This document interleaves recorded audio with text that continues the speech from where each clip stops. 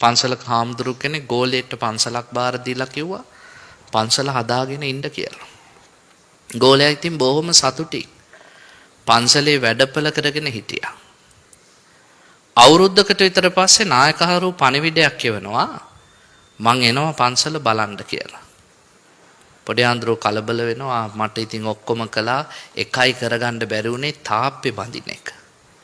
ගමේ මිනිස්සුන්ට පණිවිඩයක් ඇරියා හෙට අපේ නායක හාමුදුරු වෙනවා ඊට කලින් මේ තාප්පේ බැඳ ගන්න මොකක් හරි උදව්වක් කර එන්න කට්ටියම.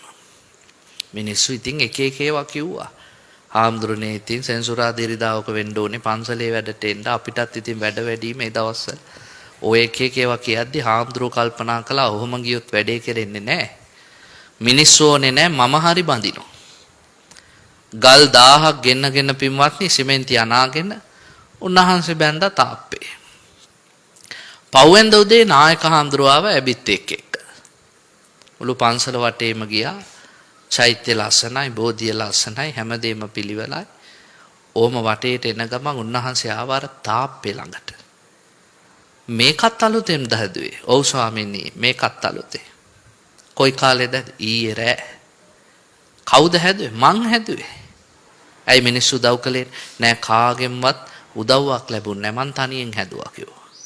නායකහරු ඇහුවා ගල් කීයක් විතර ගියාද? ගල් 1000ක් කිව්වා.